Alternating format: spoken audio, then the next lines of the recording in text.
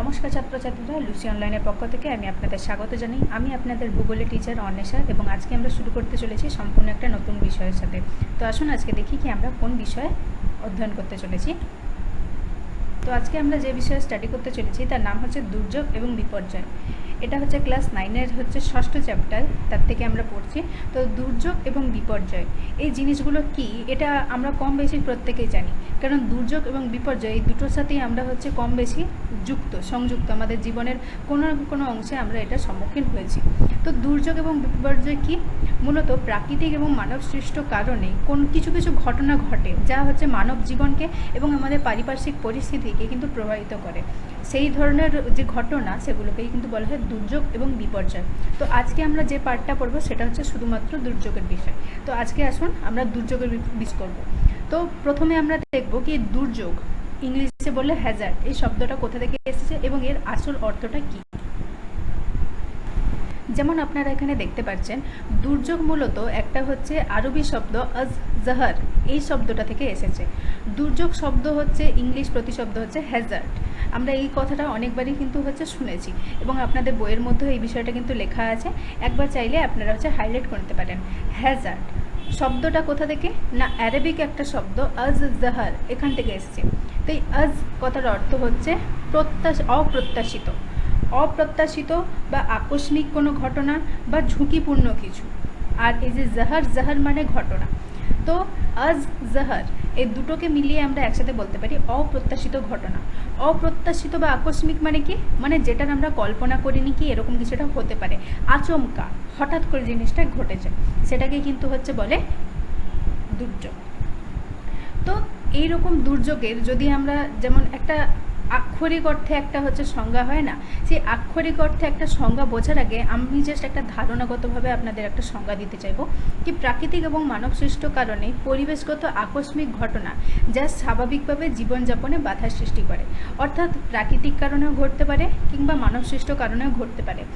এর দ্বারা হচ্ছে পরিবেশের কিছু আকস্মিক ঘটনা বা অপ্রত্যাশিত কিছু ঘটনা যেটা আমাদের স্বাভাবিক যে জীবনযাপন যে ধারাটা সেটাকে কিন্তু বিঘ্নতার মধ্যে জন্মাতে পারে, সেটাই হচ্ছে কি না দুর্যোগ।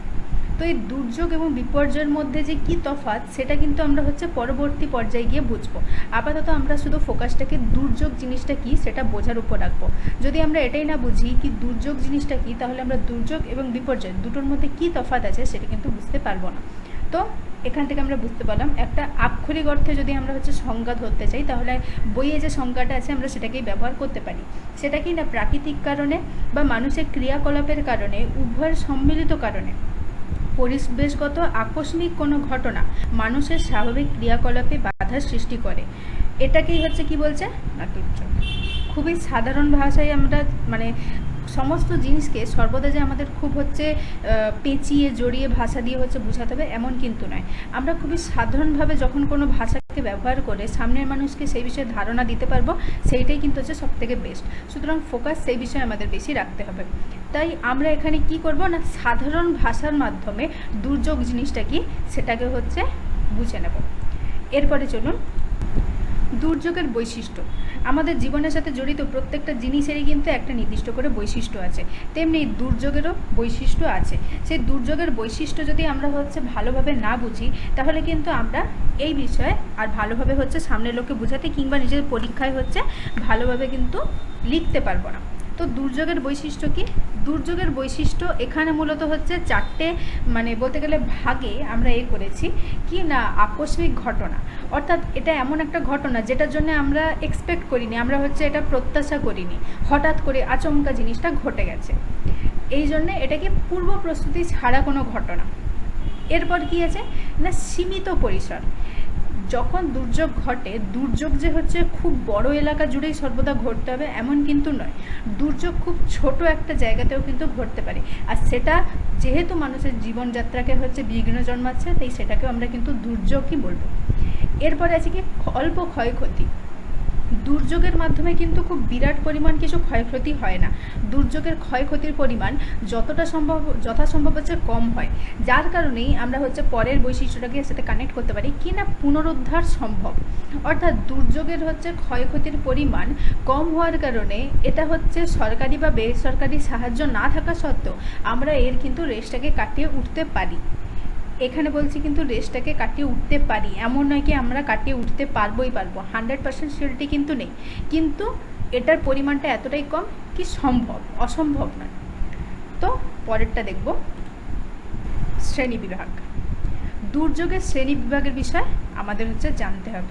প্রথমেই যেমন বলেছিলাম কি প্রাকৃতিক এবং মানবসৃষ্ট কারণে বা উভয়েরই সম্মিলিত কারণে যখন কোনো হচ্ছে পরিবেশগত ঘটনা ঘটছে সেটাকেই আমরা হচ্ছে কিন্তু বলছি দুর্যোগ। সুতরাং এখান থেকে আমরা হচ্ছে কিন্তু দুটো শ্রেণীবিভাগকে পেয়ে গেছি, একটা হচ্ছে প্রাকৃতিক দুর্যোগ, একটা হচ্ছে মানবসৃষ্ট দুর্যোগ। দুটোকে দু সাইডে ডিভাইড করে দেখানো হয়েছে। কিন্তু এবার কিছু কিছু ক্ষেত্রে বলি, সর্বদা যে মানে বাম দিকে দেখানো প্রাকৃতিক দুর্যোগ যেগুলো লেখা আছে সেগুলো সবই যে শুধু প্রাকৃতিকই হবে, কোনোদিনও সেগুলো মানব সৃষ্ট হবে না এমন কিন্তু নয়। কিন্তু হ্যাঁ, বেশিরভাগ ক্ষেত্রে কি ডান দিকে মানব সৃষ্টের ক্ষেত্রে যে সমস্ত উদাহরণগুলো দেওয়া হয়েছে এগুলো কিন্তু মানব সৃষ্টই হয়, এগুলো কিন্তু সর্বদা প্রাকৃতিক কারণে হয় না। কিছু কিছু ক্ষেত্রে মাইনর কেসে হতে পারে, কিন্তু প্রাকৃতিকগুলো মানব সৃষ্ট কারণে কিন্তু হওয়ার চান্স অনেকটাই বেশি। তো এখানে খুব কম অপশানের মাধ্যমে দেখানো হয়েছে। প্রাকৃতিকের মাধ্যমে যেমন কী আছে, ভূমিকম্প, আর কি আছে অগ্নুৎপাত, অগ্নিকাণ্ড বা দাবানল। আর মানব সৃষ্টির মধ্যে কি আছে, বিশ্ব উষ্ণায়ন, শিল্প দুর্ঘটনা আর পরিবেশ দূষণ। তো এইগুলো হচ্ছে আমাদের শ্রেণীবিভাগ। শুধু কিন্তু এইগুলোই নয়, আরও শ্রেণীবিভাগ আছে। মূলত আমরা হচ্ছে সেই সমস্ত শ্রেণীবিভাগের উপরেই ফোকাস করার চেষ্টা করব যেগুলো হচ্ছে আপনাদের সিলেবাসের মধ্যে আছে। তো সেইগুলোর মাধ্যমে ফোকাস করেই আমরা হচ্ছে কিন্তু মানে পরপর এগিয়ে যাব। তো দেখব এই প্রাকৃতিক দুর্যোগের বিষয়। প্রথমে আমরা শুরু করব কি প্রাকৃতিক দুর্যোগ। এই প্রাকৃতিক দুর্যোগটা সৃষ্টি হওয়ার পিছনে কারণ কি? প্রাকৃতিক দুর্যোগ মূলত কিন্তু দুটো কারণে হচ্ছে সৃষ্টি হতে পারে, ঠিক আছে। এখানে বাহ্যিক আর আভ্যন্তরীণ কারণ দেওয়া আছে, ঠিক আছে। এই মানে কিন্তু এবার একটা জিনিস মনে রাখুন, যে যে জিনিসগুলোকে বাহ্যিক এবং আভ্যন্তরীণ কারণের দ্বারা দেখানো হয়েছে সেইগুলো কিন্তু কিছু কিছু মনুষ্যসৃষ্ট কারণেও কিন্তু হতে পারে। সেটা কিভাবে সেটা পরে বোঝাবো। আপাতত হচ্ছে সামনে যেটা আছে সেটার উপর ফোকাস করব। কি না প্রাকৃতিক দুর্যোগ হচ্ছে দুটো কারণে হচ্ছে, কি না বাহ্যিক কারণ আর আভ্যন্তরীণ কারণ। তো বাহ্যিক কারণ আর আভ্যন্তরীণ কারণ এই দুটো হচ্ছে মানেটা কি? বাহ্যিক কারণ মানে যখন হচ্ছে জিনিসগুলো বাইরে অর্থাৎ ভূপৃষ্ঠের উপরে ঘটছে, আমরা নিজেদের চোখের সামনে দেখতে পাচ্ছি, সেটা হচ্ছে কিন্তু বাহ্যিক কারণ। আর আভ্যন্তরীণ কারণ মানে যে দুর্যোগটা ঘটার পেছনে পৃথিবীর উপরের কিন্তু পরিবেশ নয়, পৃথিবীর অভ্যন্তরের পরিবেশ মূলত হচ্ছে দায়ী, সেটা কিন্তু হচ্ছে অভ্যন্তরীণ কারণের মধ্যে আমরা হচ্ছে গণনা করি। তো বাহ্যিক কারণের মধ্যে চারটে হচ্ছে বাহ্যিক দুর্যোগের নাম দেওয়া আছে কারণ হিসেবে, যাতে এটা আমরা মানে বুঝতে পারি জিনিসটা। তো চারটে কি আছে না, ঘূর্ণিঝড় আমরা চোখের সামনেই দেখি, এটার পেছনে কিন্তু ভূ অভ্যন্তরে কোনো হাত থাকে না, আমাদের পরিবেশের বায়ুমণ্ডলের হচ্ছে উচ্চবাচ্য, তাই সেটাই হচ্ছে কিন্তু এই ঘূর্ণিঝড়ের মূল কারণ। তারপরে কি আছে না, শিলাবৃষ্টি। এবার এখানে বলি যে শিলাবৃষ্টি মূলত হচ্ছে কিন্তু প্রাকৃতিক, কিন্তু কিছু কিছু ক্ষেত্রে খুব মাইনর কেসে এটা কিন্তু মনুষ্যসৃষ্ট কারণও হতে পারে। সেটা হচ্ছে আপাতত মানে আমাদের হচ্ছে লেভেলের নয়, সেগুলো একটু হাই লেভেলের হচ্ছে বিষয়, সুতরাং আমরা সেটা ফোকাস করব না। আপনারা এটাকে মূলত শিলাবৃষ্টিকে প্রাকৃতিক দুর্যোগ হিসেবেই কিন্তু দেখবেন। এরপরে কি আছে না, খরা জিনিসটা কি না, যখন হচ্ছে প্রচণ্ড গরম, কোনো দিকে জল নেই, একবারে শুষ্ক আবহাওয়া, সমস্ত কিছু সেটাকেই হচ্ছে কিন্তু বলছে খরা। এই কেসে প্রাকৃতিকের সাথে সাথে কিন্তু আমরা মানুষরাও কিন্তু দায়ী আছি, সুতরাং খরা প্রাকৃতিকও হতে পারে, মনুষ্যসৃষ্টও হতে পারে। আর কি আছে না, দাবানলও সেম, এটাও আমাকে বোঝাতে হবে না, এটা আমরা একটু কল্পনা করলে বুঝতে পারবো কি দাবানলও কীভাবে মানুষ আর প্রকৃতি দুজনের কারণেই কিন্তু ঘটতে পারে। আচ্ছা, তো বাহ্যিক কারণগুলো আমরা যেগুলো দেখলাম সেগুলোর কিছু কিছু কিন্তু আমরা দেখে বুঝতে পারছি কি না আমাদের মানে শুধু প্রকৃতির কারণেও হচ্ছে কিংবা মানুষের কারণেও হচ্ছে। সর্বদা যে প্রকৃতি দায়ী এমন নয়, আবার সর্বদা যে মানুষ দায়ী এমন নয়। কিন্তু ভূ অভ্যন্তরের ক্ষেত্রে মানুষের কিন্তু কোনো হাতই থাকে না, যেটা সম্পূর্ণ কিন্তু প্রকৃতির নিজস্ব হচ্ছে মানে মনস্কৃতি। তো ভূ অভ্যন্তরের ক্ষেত্রে কি কি আছে কারণ? ভূ অভ্যন্তরে অস্থিরতা, ভূ অভ্যন্তরে পরপর চারটে বলে দিই, কারণ চারটেই হচ্ছে একেবারে সাথে রিলেটেড, তাই চারটেই পরপর বোঝাবো। ভূ অভ্যন্তরে অস্থিরতা, অগ্ন্যুৎপাত, ভূমিকম্প, সুনামি। এই চারটে নাম আমাদের সাথে খুবই পরিচিত এবং এই চারটেই কিন্তু একে অপরের সাথে খুব ভালোভাবেই রিলেটেড। আসলে ভূমিকম্প সেকেন্ড পজিশনে হওয়ার কথা, কিন্তু ঠিক আছে আমরা ওটাকে ওইভাবে অ্যাডজাস্ট করে নিচ্ছি। ভূ অভ্যন্তরের অস্থিরতা, এটার মানে কি? ভূ অভ্যন্তরের মধ্যে আমরা জানি কি, আমরা যে পৃথিবীর উপরে দাঁড়িয়ে আছি, পৃথিবী যতটা ঠান্ডা দেখতে লাগছে আমাদের পায়ের নিচটা যেরকম, অ্যাকচুয়ালি ভূ অভ্যন্তরের ভেতরটা কিন্তু সেরকম হয় না। ভূ অভ্যন্তরের ভেতরটা কিন্তু অত্যন্ত পরিমাণে উত্তপ্ত এবং তার মধ্যে একটা বা স্তর আছে যেটাকে আমরা বলি কি অ্যাস্টেনোস্ফিয়ার স্তর। এই অ্যাস্টেনোস্ফিয়ার স্তরটায় কি হচ্ছে না, এখানের এর উপরেই মূলত আমরা যে দাঁড়িয়ে আছি ভূপৃষ্ঠ, এর যে পাতগুলো তার উপরেই কিন্তু রয়েছে। তো এই অ্যাস্টেনোস্ফিয়ার স্তরে যখন কিছু অস্থিরতা, এই তো যে স্তরটা অর্ধ তরল প্রকৃতির, not full not half, just মাঝামাঝি একটা তরল জাতীয়, এই অংশটার উপরে যেমন আমরা সমুদ্র জলে দেখি না মাঝে মাঝে একটু ঢেউ খেলে, ঠিক আছে, ওই রকমই মাইনর যখন কিছু অস্থিরতা ওইখানে অ্যাস্টেনোস্ফিয়ারে দেখা যায়, তখন তার প্রভাবটা কোথায় এসে পড়ে? ভূপৃষ্ঠের উপরে। কারণ কি? ভূ অভ্যন্তরে একটা অস্থিরতা দেখা গেছে।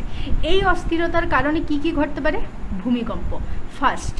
কারণ যেহেতু বলেছি কি অ্যাস্টেনোস্ফিয়ার যে স্তরটা, ওর উপরে কি আছে না আমাদের পাতগুলো সব সাজানো আছে, তো যেই স্তরটা অস্থির হলো সঙ্গে সঙ্গে ভূমিকম্প কিন্তু ক্রিয়েট হচ্ছে। এরপরে কি হচ্ছে? ভূমিকম্প যখন হচ্ছে তখন কিন্তু তারপরে দুটো জিনিস তৈরি হচ্ছে। প্রথমটা কি? অগ্ন্যুৎপাত, ভলকানিক ইরাপশন। তো ভলকানিক ইরাপশনটা কি না, যখন কিছু কিছু আগ্নেয়গিরি আছে যেগুলো আমরা জানি সুপ্ত অবস্থা, তো বা আগ্নেয়গিরি বা সক্রিয় অবস্থা, এই যে আগ্নেয়গিরিগুলো ভেতরে হঠাৎ করে যখন ভূমিকম্প বা এরকম ভূ অভ্যন্তরস্থ এই যে অস্থিরতাটা যখন হয়, তখন কি না ওই আগ্নেয়গিরিগুলো জেগে ওঠে এবং ওদের মুখে লাভার নির্গমন কিন্তু সক্রিয় হয়, যেটাই কিন্তু অগ্ন্যুৎপাতের মূল একটা কারণ। আর কি আছে? সুনামি। সুনামি কিন্তু আমরা বাহ্যিক কারণ হিসেবে হয়তো আমাদের মনে হতে পারে, কারণ আমাদের চোখের সামনে জিনিসটা ঘটছে, কিন্তু আসলে না। কারণ সুনামি জিনিসটা আমাদের চোখের সামনে ঘটলেও এর কিন্তু মূল যে মেন যে কারণটা, সেটা কিন্তু কিন্তু ভূ অভ্যন্তরের ভেতরে লুকিয়ে আছে, যেটা ভূমিকম্পের দ্বারা। সুতরাং প্রাকৃতিক দুর্যোগের দুটো কারণ আমরা আপাততভাবে বুঝলাম। এবার আমরা দেখব মনুষ্যসৃষ্ট। মনুষ্যসৃষ্ট বা মানবসৃষ্ট কারণ। এই মনুষ্যসৃষ্ট আর মানবসৃষ্ট কারণ মূলত তিন ধরনের হতে পারে: রাসায়নিক, সামাজিক আর অর্থনৈতিক। এই তিনটে কারণ কি কি? রাসায়নিক কারণ।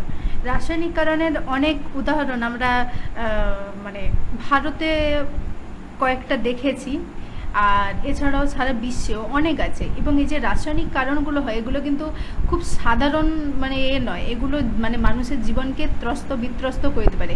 আর এর কারণে যে পরিবেশটা সৃষ্টি হচ্ছে সেটাকে পুনরায় কিন্তু স্থাপন করা কষ্টকর কিন্তু অসম্ভব নয়।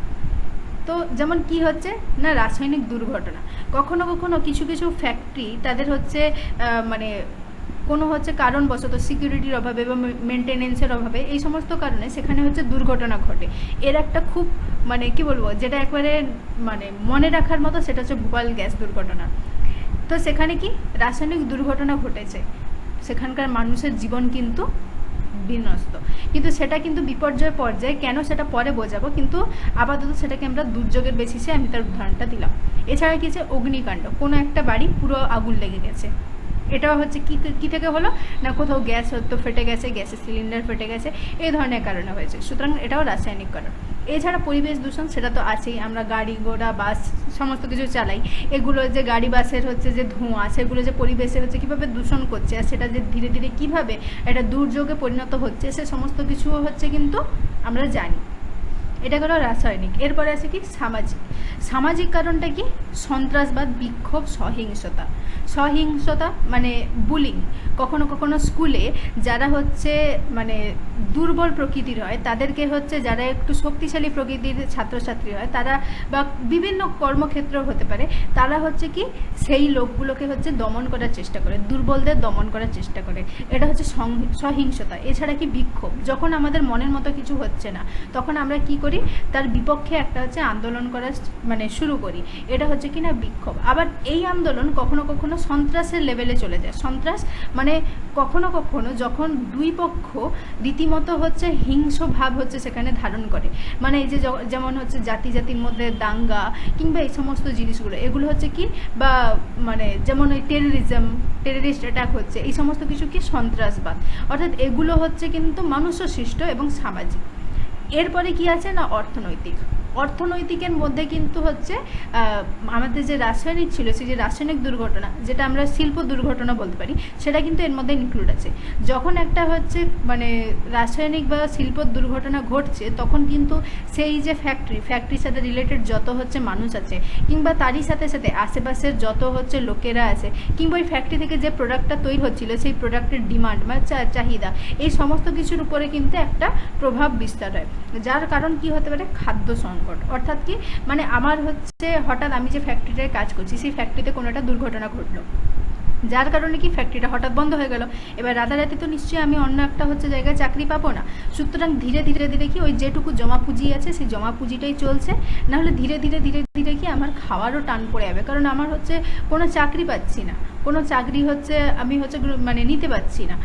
সেই কারণে এটা কিন্তু হচ্ছে খাদ্য সংকটে পরিণত হতে পারে। আবার কি হয়, কখনো কখনো অর্থনীতি কোল্যাপস করে, অর্থাৎ কোনো কারণবশত আমাদের দেশের যে অর্থনীতি আছে সেটা যদি সঠিকভাবে টিকে না থাকে, যদি নড়বড় করে, তাহলে কিন্তু কি হতে পারে, খাদ্য সংকট হতে পারে, অর্থাৎ দুর্ভিক্ষ, যেখানে হচ্ছে কিন্তু বিভিন্ন ধরনের রোগ, বিভিন্ন ধরনের হচ্ছে পরিস্থিতি আমাদের চোখের সামনে উঠে আসতে পারে। তো এগুলো ছিল মানব সৃষ্ট কারণ, আর এর আগেরটা আমরা দেখেছি প্রাকৃতিক কারণ। এরপর আমরা প্রাকৃতিক এবং মানব সৃষ্ট, মূলত আজকে আমরা প্রাকৃতিকের উপর ফোকাস করব। প্রাকৃতিক যে কারণগুলো ছিল সেগুলোকে হচ্ছে এক এক করে বিশ্লেষণ করে একটু দেখব। প্রথমেই শুরু করছি বন্যা এবং খরা থেকে। মূলত এখানে আমরা প্রাকৃতিকের যে যে টপিকগুলো দেখতে চলেছি, এই সমস্তগুলোই কিন্তু তোমাদের সিলেবাসের মধ্যে, সুতরাং এগুলোকে হচ্ছে একটু মানে রিভাইজ করে নেবে, একটু হচ্ছে পরীক্ষা দেওয়ার আগে এগুলো হচ্ছে একবার ভালো করে দেখে নেবে, যাতে জিনিসগুলো যেন হচ্ছে তোমাদের মনে থাকে। তো বন্যা এবং খরা এটা খুবই আমাদের মানে ওয়েস্ট বেঙ্গলের লোকেদের কাছে এটা খুবই একটা পরিচিত জিনিস। আমরা হচ্ছে কিছু কিছু জায়গায় দেখি প্রত্যেক বছর হচ্ছে বৃষ্টি একটু হলো কি বন্যা শুরু, চাষের জমি ডুবে যাচ্ছে, কিংবা কখনো কখনো কখনো কখনো কি চাষের জমি ডুবে যাচ্ছে, নদীর বাঁধ ভেঙে যাচ্ছে, এই ধরনের জিনিসগুলো ঘটছে। তো এইভাবে হচ্ছে বন্যা মানে আমরা প্রায়শই জায়গায় দেখতে পারি। এবার কি খরা আমরা হচ্ছে পুরুলিয়া, বীরভূম, এই সমস্ত যে জায়গাগুলো আছে, এখানে কিছু কিছু অংশে প্রবল মাত্রায় খরা দেখা যায়। আবার কি না, ভারতেরও বিভিন্ন অংশ আছে, রাজস্থান তো আমরা মানে একেবারে চোখের সামনেই হচ্ছে সর্বপ্রথম উদাহরণ হিসেবে উঠে আসে, কি যে জায়গাগুলো কি খরার জন্য হচ্ছে মানে খুব সুপরিচিত। এছাড়াও কি মহারাষ্ট্র আছে, গুজরাট আছে, বা আরও অনেক জায়গাগুলো আছে। মূলত এগুলোর কারণ কি, কিংবা এগুলো হচ্ছে কেন ঘটছে, এর মানে সাথে রিলেটেড যে জায়গাগুলো সেগুলো কি কি, সেগুলো কিন্তু আমরা পরে ডিসকাস করবো, যখন আমরা একটা ভাগ আলাদা আলাদা করে পড়বো। আপাতত আমরা হচ্ছে মূলত শুধু জিনিসগুলো জানার উপরে মানে নজর দেওয়ার চেষ্টা করব। এখানে এবার তাহলে কি বন্যা এবং খরা এই দুটো কিন্তু দুর্যোগের মধ্যে চলছে। তার কারণ কি, বন্যা এবং খরা এই দুটোর প্রভাব যদি অত্যাধিক বিস্তার পায় সেটা হচ্ছে আলাদা বিষয়, কিন্তু বেশিরভাগ ক্ষেত্রেই এটা এমন একটা পরিমাণে থাকে যখন এটা হচ্ছে কিন্তু জীবনের মানে একটা পরিবর্তন ঘটাতে পারে, কিন্তু তার জন্য যে আমাদের একবারে অবস্থা এতটা খারাপ হয়ে যাচ্ছে কি আমরা কোনোভাবে থাকতে পারছি না, এরকম কিন্তু ঘটায় না। কিছু কিছু ক্ষেত্রে কিন্তু আমি বলে দিচ্ছি এটা এক্সেপশনাল। কিছু কিছু ক্ষেত্রে কিন্তু বন্যা এমন এমন জায়গায় এমন পরিমাণে হতে পারে যেখানে মানুষের মানে সাধারণ যে জীবনযাপনের ধারা সেটা কিন্তু সম্পূর্ণ উল্টে পাল্টে যেতে পারে। কিন্তু আমি আপাতত যেহেতু দুর্যোগ যেহেতু বলেছিলাম ক্ষুদ্র পরিসরের উপর, সুতরাং আমরা ক্ষুদ্র পরিসরের উপরেই জিনিসটাকে বুঝছি। কিছু কিছু জায়গা যেমন আমরা কলকাতায় দেখতে পারি, কলকাতায় মাইনর বন্যা এটা প্রায়শই চোখে দেখার জিনিস, যারা এই কলকাতায় থাকেন তারা ভালোভাবে জানবেন কি কলকাতায় হচ্ছে কি না একটু বৃষ্টি হলে মানে বিভিন্ন ড্রেনিংয়ের সমস্যা বা বিভিন্ন কারণবশত সেখানে কি হয় না জল জমে যায়। এছাড়াও কি নদীর বাঁধ ভেঙে গেল, তখন কি হয় আচমকা, বর্ষাকাল নয় কিন্তু আচমকা একটু বন্যা হয়ে গেল। এর বিপরীত দিকে কি খরা হওয়ার জন্যে এক প্রকৃতির কিন্তু বলতে গেলে আমরাও কিছুটা দায়ী আছি। কেন সেটা আমরা যখন খরার পোর্শনটা পড়বো তখন বুঝবো। আপাতত বলি কি খরা হওয়ার পেছনে আমাদের কিন্তু একটা বিশাল বড় হাত আছে। তো এটা গেল বন্যা এবং খরার বিষয়। এরপরে আমরা দেখব কি আছে ঘূর্ণিঝড় এবং ভূমিকম্প। ঘূর্ণিঝড় এবং ভূমিকম্প এই দুটো জিনিসের সাথেও কিন্তু আমরা খুবই ভালোভাবে পরিচিত, কেননা প্রায় প্রত্যেক বছরই হচ্ছে আমাদের ওয়েস্ট বেঙ্গল কোনো না কোনো ঘূর্ণিঝড়ে অ্যাটাকের মধ্যে চলেই আসে। আর ভূমিকম্প কি আমাদের সম্প্রতি মানে ভূমিকম্পের আমূল কিছু হচ্ছে উদাহরণ রয়েছে। তার মধ্যে আমাদের সব থেকে যেটা হচ্ছে কাছের মধ্যে মনে পড়ে যেটা হচ্ছে নেপালে ভূমিকম্প কতটা বিধ্বংসী ছিল সেটা আমাদের কিন্তু আপাতত হচ্ছে মনে পড়ছে, সবারই হয়তো জানাও আছে। এছাড়া কি আছে না ঘূর্ণিঝড় জিনিসটা কি বায়ুর হচ্ছে উত্তাল একটা অবস্থা, যার কারণে হচ্ছে কিন্তু আশেপাশের যে পরিবেশ প্রবল হাওয়ার কারণে কিন্তু সে জনজীবন হচ্ছে বিধ্বস্ত হয়। ভূমিকম্পও কিন্তু সেম। ভূমিকম্প ছোট মাত্রার হলে কিন্তু সেটা আলাদা বিষয়, মানে ছোট মাত্রা হলে সেটা কিন্তু দুর্যোগ, কিন্তু ভূমিকম্প যদি বড় মাত্রায় হয়ে যায় তখন কিন্তু সেটা বিপর্যয়ের খাতে চলে যাচ্ছে। তো ভূমিকম্প কিন্তু হচ্ছে আমরা বুঝলাম। এরপরে কি আছে দেখব, ভূমিধ্বস আর হিমানি সম্প্রপাত। হ্যাঁ, এই দুটো জিনিসের সাথে আমরা খুব একটা পরিচয় সবার নাও থাকতে পারে। ভূমিধ্বস আর হিমানি সম্প্রপাত এই দুটো জিনিসটা কি? তো ভূমিধ্বস জিনিসটা তাও একটু আমরা জানি, কারণ দার্জিলিংয়ের প্রায়শই আমরা শুনি কি ভূমিধ্বস নেমেছে, অর্থাৎ মানে মাটি পাহাড়ি এলাকায় মাটি আলগা থাকার কারণে যখন হচ্ছে কি না মানে কি বলবো, ও আচ্ছা আমি দুদিকে না নাম হচ্ছে কিন্তু ভুল লিখেছি। এখানে হিমানি সম্প্রপাতটা যেখানে লেখা আছে ওটা আসলে ভূমিধ্বস, আর ডান দিকেটা হিমানি সম্প্রপাত, তো মাইন্ড করবেন না। এবার বলি কি ভূমিধ্বসটা কী হচ্ছে না, মাটি আলগা হওয়ার কারণে, বর্ষার কারণে বা সামান্য ভূমিকম্পের কারণে হলেই কি হচ্ছে না পুরো মাটিটা হচ্ছে স্লাইড করে মানে নিচে ধসে যাচ্ছে। সুতরাং মাটি যখন ধসে যাচ্ছে, মাটির উপর যা যা থাকবে, রাস্তা থাকুক, ঘর বাড়ি, মানুষ যা থাকুক, সবই তো নিচে ধসে যাবে। এটাই হচ্ছে কিন্তু ভূমিধ্বস। এই ভূমিধ্বস কিন্তু সর্বদা প্রাকৃতিক নাও হতে পারে, এই ভূমিধ্বস কিন্তু মানব সৃষ্ট কারণেও হতে পারে। কেন? কখনো কখনো কি হয়, আমরা হচ্ছে মানে আমাদের দৈনন্দিন জীবনযাপনের জন্য খনিজ সম্পদ আহরণ করি মাটির নিচ থেকে। তো খনিজ সম্পদ আহরণ করার সময় আমরা হচ্ছে কিছু কিছু সময় মানে আমাদের হচ্ছে মানে কি বলবো, আমরা হচ্ছে ঠিক করে জিনিসটা খেয়াল করি না বা ইচ্ছে করে অবহেলা করি। আমাদের এই অবহেলার কারণে কিন্তু খনির ভেতরে হচ্ছে একটা এমন পরিবেশ সৃষ্টি হলো যেটার কারণে কিন্তু খনির ভেতরে মাটি চাপা পড়ে গেল, যার কারণে উপরে যে মাটিটা সাপোর্টিং ছিল সেটাও কিন্তু ধস নেমে যাচ্ছে। কিংবা কখনো কখনো হচ্ছে ডাইনামাইট দিয়ে যখন হচ্ছে কোনো খনিকে খোদাই করা হচ্ছে, ডাইনামাইটের যে কম্পনটা তার কারণে আশেপাশে পরিবেশ মানে আশেপাশের যে এলাকাগুলো সেখানে কিন্তু ভূমিধস নামতে পারে। সুতরাং এটা মানব সৃষ্ট আর প্রাকৃতিক দুটো কারণেই কিন্তু ঘটে। এরপরে আসি মানে হিমানি সম্প্রপাত, এটা কিন্তু সম্পূর্ণ কিন্তু প্রাকৃতিক, এটা মানব সৃষ্ট কারণে হয়, মানব সৃষ্ট কারণেও এটা হতে পারে। তার কারণ হচ্ছে যখন হচ্ছে হিমানি সম্প্রপাত হয়, জিনিসটা আসলে কি বুঝিয়ে দিই, হিমবাহ যখন হিমবাহ কোনো কারণবশত সেখানে হচ্ছে কি না বরফটা গলে যাচ্ছে, ভেঙে যাচ্ছে অত্যাধিক, ঠিক আছে, আর সেই বরফের চাইটা পুরোপুরি হচ্ছে স্লাইড করছে।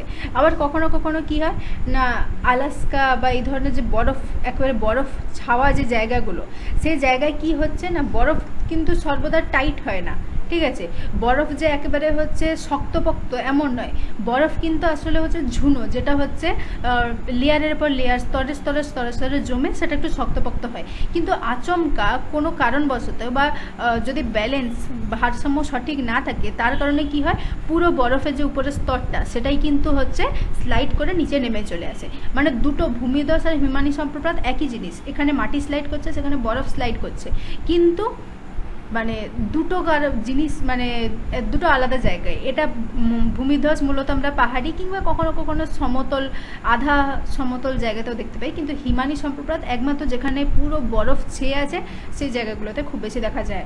তো এখানে আবার কি আছে না এই যে হিমানি সম্প্রপাত, এই হিমানি সম্প্রপাতের জন্য কিন্তু মানুষ দায়ী। তার কারণ কি না এখানে হচ্ছে কি আমাদের হচ্ছে বিশ্ব উষ্ণায়ন, আমরা যে হচ্ছে আমাদের দৈনন্দিন জীবনযাপনের কারণে আমাদের যে পরিবেশটা উত্তপ্ত হচ্ছে তার কারণে বরফ গলবে, আর যত বরফ গলবে অবশ্যই তত হচ্ছে কিন্তু হিমানি সম্প্রপাত এই ধরনের ঘটনাগুলো আরও বেশি করে ঘটবে। তো এটা আমরা বুঝলাম। এরপরেরটাই আসুন দেখি, অগ্নুৎপাত ও দাবানল। অগ্নুৎপাত আর দাবানল এই দুটো জিনিস কি না, অগ্নুৎপাত মানে জিনিসটা হচ্ছে কি ভলক্যানো আগ্নেয়গিরি যেটা আছে সেটা মূলত না মেন যে অংশটা তার মাঝের যে অংশটা সেটা কিন্তু হচ্ছে মানে ভূপৃষ্ঠের অভ্যন্তরে যে অ্যাস্ট্রনোস্ফিয়ার স্তরটা আছে সেই অ্যাস্থনোস্ফিয়ার স্তরের সাথে কিন্তু এই আগ্নেয়গিরি কানেক্ট থাকে। হ্যাঁ, যেগুলো কিন্তু মৃত বলা হয় না, মৃত আগ্নেয়গিরি, সেগুলোর ক্ষেত্রে কিন্তু নয়, কিন্তু যেগুলো হচ্ছে মানে যেটা বলে কি হচ্ছে সুপ্ত বা জীবন্ত আগ্নেয়গিরি, সেগুলোর কিন্তু হচ্ছে মেন যে মুখ, যেখান থেকে হচ্ছে আমরা যে দেখতে পাচ্ছি আগুনটা বেরোচ্ছে, ওইটা কিন্তু হচ্ছে অ্যাস্থনোস্ফিয়ার স্তরের সাথে হচ্ছে লেগে আছে। তো মানে কানেক্ট আছে। যখনই হচ্ছে ভূমিকম্প হচ্ছে তখন কি হচ্ছে না, ওই জায়গাটাতেও একটা আলোড়ন সৃষ্টি হচ্ছে। আর আলোড়ন সৃষ্টি হওয়ার কারণে ভেতরে যে অর্ধতরল যে হচ্ছে লাভা, যেটা অ্যাস্থনোস্ফিয়ার স্তরে হচ্ছে জমে আছে, সেটা কিন্তু একটা প্রবল চাপের কারণে হচ্ছে এই জায়গা থেকে বিস্ফোরণের মাত্রায় বেরিয়ে আসছে। এটাই হচ্ছে কিন্তু অগ্নুৎপাত। এটা কিন্তু সম্পূর্ণ পরিমাণে মানে সম্পূর্ণভাবে কিন্তু প্রাকৃতিক কারণ, এটা মানব সৃষ্ট কারণে কিন্তু হয় না। আচ্ছা, ডান দিকে যেটা দেখছি সেটা হচ্ছে কি না দাবানল। দাবানলটা এটা এটা ধারণা আমরা অল্প বিস্তর জানি কি না, কখনো কখনো কোনো বনে মানে বিশাল পরিমাণে আগুন লেগে যায়। তো এই বিশাল আগুন লাগার পেছনে কিন্তু মানুষের হাত আর প্রকৃতির হাত দুটোই কিন্তু থাকতে পারে। কখনো কখনো কি হয়, হঠাৎ বজ্রপাত বা কখনো কখনো গাছে গাছে দুটো ডালে ঘষা লাগলো, এর কারণে হচ্ছে কিন্তু অল্প একটু আগুন ধরলো, সে আগুনটা ধীরে ধীরে ধীরে ধীরে বাড়ছে। আর বাড়তে বাড়তে বাড়তে বাড়তে এমন একটা পরিস্থিতিতে চলে গেছে যেটা হচ্ছে পুরো বনকে একদিক থেকে রীতিমতো হচ্ছে কিন্তু পুড়িয়ে যাচ্ছে। সেটা হচ্ছে কিন্তু দাবানল। এটা প্রাকৃতিক কারণে। আবার মানুষ সৃষ্ট কারণে কি, এখনকার সময় হচ্ছে দেখবেন একটা মানুষের একটা হবি আছে কি, তারা হচ্ছে বনে জঙ্গলে ঘুরতে যাবে, পিকনিক করতে যাবে, আর তারই সাথে আরও একটা মানে খারাপ একটা অভ্যাস আছে কি সিগারেট বা এই ধরনের জিনিস খাওয়া। তো সাপোজ কোনো মানুষ হচ্ছে সে কী করেছে না, সে হচ্ছে বনে ঘুরতে গেছে, গিয়ে সেখানে সিগারেট জিনিসটা হচ্ছে না নিভিয়ে ওখানে হচ্ছে ফেলে দিয়ে চলে এসছে। জিনিসটা অল্প আগুন, যেটা কিন্তু চোখে দেখাও গেল না, কিন্তু ধীরে ধীরে ধীরে ধীরে যে কোনো মুহূর্তে সেটা পুরো একটা অরণ্যকে, পুরো একটা বনকে, পুরো একটা হচ্ছে অঞ্চলকে পুরো শেষ করে দিতে পারে। তাই এই সমস্ত বিষয়ে মানব সৃষ্ট এবং প্রাকৃতিক দুটো কারণেই কিন্তু ঘটছে। আর এই দুটো কারণেই কিন্তু আমাদের এই বিষয়ে, এই যে দাবানলের বিষয়ে সাবধান থাকা উচিত। শুধু দাবানল ওখানেই নয়, আমাদের আশেপাশেও হয়তো কোথাও শুকনো হয়তো খড়ের মাঠ, মানে ঘাসের মাঠ, কিংবা হচ্ছে কিন্তু খড়ের যে হচ্ছে ধানের যে জমি, বা কোনো হচ্ছে শাকসবজির যেখানে হয়তো শাকসবজি তোলা হয়ে গেছে, শুকনো গাছগুলো রয়েছে সেই জমি, সেখানে গিয়েও কী হচ্ছে না, কোনো কারণবশত আমরা আগুনের কোনো ব্যবহার করলাম, দিয়ে সেটা হচ্ছে সেখানে ফেলে রেখে দিলাম, আমরা কিন্তু দেখলাম নাকি সেটা মানে ঠিক করে নিভেছে কিনা। তো যখন এরকম ঘটনা ঘটছে, ধীরে ধীরে ওইটুকু আগুনই কিন্তু পুরো জায়গাটাকে হচ্ছে ধ্বংস করে দেওয়ার জন্য যথেষ্ট। আর যখন এই দাবানল মানে ঘটে, এই দাবানলে যে সর্বদা হচ্ছে এটাকে কন্ট্রোলের মধ্যে সহজে আনা যায় এমন কিন্তু নয়, কখনো কখনো কিন্তু এটা অনিয়ন্ত্রিত, মানে আমাদের নিয়ন্ত্রণের বাইরেও চলে যেতে পারে। তাই এই দাবানল জিনিসটা কিন্তু অত্যন্ত একটা ভয়ানক মানে দুর্যোগ। আচ্ছা, তো এতক্ষণ পর্যন্ত আমরা হচ্ছে যেগুলো বুঝলাম সেগুলোর একটা হচ্ছে মানে সামারি করে নেব। তো লাস্টে আসুন একটা হালকা করে সামারি হিসেবে বুঝে নিই। মূলত আমরা আজ কি দেখলাম না, দুর্যোগের বিষয়।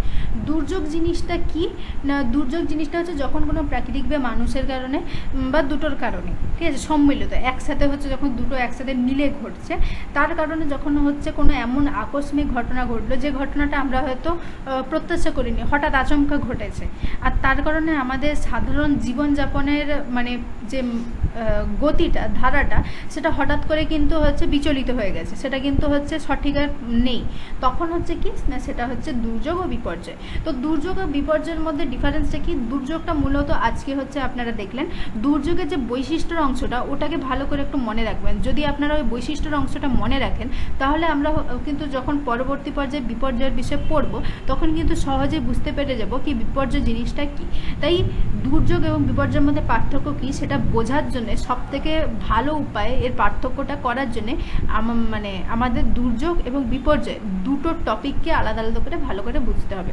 তো এটা ছিল আজকের হচ্ছে বিষয়। এরপরে আমরা দেখেছি প্রাকৃতিক কারণ, মানব সৃষ্ট কারণ, এছাড়া হচ্ছে যে প্রাকৃতিক এবং আধা মানব সৃষ্ট কারণে যেগুলো হচ্ছে ছিল মানে লিস্টে, কি বন্যা, খরা, ঘূর্ণিঝড়, ভূমিকম্প, ভূমিধস, হিমানি সম্প্রপাত, অগ্নুৎপাত, দাবানল, এই সমস্তগুলো দেখলাম। এছাড়া কিন্তু মানব সৃষ্টের মানে ক্ষেত্রে বলে দিই, মানব সৃষ্টির ক্ষেত্রে হচ্ছে কি না বিশ্ব উষ্ণায়ন। বিশ্ব উষ্ণায়ন কি হচ্ছে না, বিশ্ব উষ্ণায়ন হচ্ছে তাৎক্ষণিকভাবে হচ্ছে কিন্তু আমার কিছু কিছু জায়গা আছে যেখানে হচ্ছে এর প্রভাবটা কিন্তু বেশি হচ্ছে, সুতরাং সেই জায়গায় দুর্যোগ ঘটছে। কিন্তু পুরো পৃথিবীর উপর প্রভাবটা কম হওয়ার কারণে আমরা কিন্তু ভাবছি কি মানে সমস্ত জায়গায় এর প্রভাব হচ্ছে না, হচ্ছে, এর প্রভাব সমস্ত জায়গাতেই সমানভাবে পড়ছে। কিন্তু কি না কিছু কিছু জায়গায় জিনিসটা হচ্ছে সহজে আমাদের ধরা ছোঁয়ার মধ্যে আমরা দেখতে পাচ্ছি, কিছু কিছু জায়গায় সেই ক্ষেত্রে জিনিসটা হচ্ছে না। তাই দুর্যোগ এবং বিপর্যয় এই দুটো ক্ষেত্রেই মানে দুটোর মধ্যে কিভাবে হচ্ছে আমরা পার্থক্য করবো সেটা তো পরে বোঝাবো। এই দুটোই যে আমাদের জীবনযাপনকে কতটা ক্ষতি করছে কিংবা কি জিনিসটা, আশা করছি সেটা আপনারা বুঝতে পেরেছেন আজকের এই মানে ভিডিওটার দ্বারা। আচ্ছা, এখানে যেমন লাস্টের আমরা এবার শেষ করব, শেষ করার আগে যেমন কি আমরা দেখতে পাচ্ছি কি দুর্যোগ মোকাবিলায় সচেতনতাই প্রথম পদক্ষেপ। এটা ঠিক কি দুর্যোগ আচমকা হয়, মানে কোনো হচ্ছে আগাম নোটিশ নয়, কিছু নয়, বা আগাম আমরা হচ্ছে জিনিসটা বুঝতেও পারি না, আচমকা জিনিসটা ঘটে যায়। যেমন কি ভূমিকম্প, হঠাৎ আমরা জানি না, হঠাৎ করে জিনিসটা ঘটে গেল। তো এরকম হচ্ছে দুর্যোগ হঠাৎ করে ঘটতে পারে, কিন্তু আমাদের সচেতন থাকতে হবে এবং প্যানিক করা যাবে না। হঠাৎ করে জিনিসটা ঘটে গেছে বলে আমরা হচ্ছে একদম বিচলিত হয়ে আমাদের অবস্থা খারাপ হয়ে যাচ্ছে, এরকম করলে কিন্তু আমরা কোনোদিনও মোকাবিলা করতে পারবো না। তাই দুর্যোগের জন্য সচেতনতা হচ্ছে প্রথম পদক্ষেপ। আর দ্বিতীয় কি না সম্মিলিত, আমি আমার নিজেরটা করছি, তুমি তোমার নিজেরটা করো, এটা তো হচ্ছে আমাদের অবশ্যই একসাথে হচ্ছে যদি করি জিনিসটা হচ্ছে যতটা না তাড়াতাড়ি আমরা হচ্ছে মানে জিনিসটাকে হচ্ছে আবার স্থায়ী পর্যায়ে আনতে পারবো, একা একা করলে সেটা হবে না। তো এর জন্যই যখনই কোথাও দুর্যোগ হচ্ছে তখন আমাদের কি করা উচিত, আমাদের হচ্ছে কিন্তু একে অপরের পাশে থাকা উচিত এবং যতটা সম্ভব ঠান্ডা মাথার সাথে জিনিসটার সাথে মোকাবিলা করার চেষ্টা করা উচিত। তো আশা করছি আজকে যে ভিডিওটা আপনারা দেখলেন, এই ভিডিওটা আপনাদের হচ্ছে প্রথম থেকে শেষ পর্যন্ত উপকারে লেগেছে, আপনাদের হয়তো পড়ার ক্ষেত্রে এটা বোঝানোর মানে ভালোভাবে বোঝাতে আমি পেরেছি। আর এই ভিডিওটা প্রথম থেকে শেষ পর্যন্ত দেখার জন্য আপনাদের ধন্যবাদ। এখানেই শেষ হচ্ছে আজকের ক্লাস, পরবর্তী ক্লাসে আপনাদের সাথে দেখা হবে। তো এটা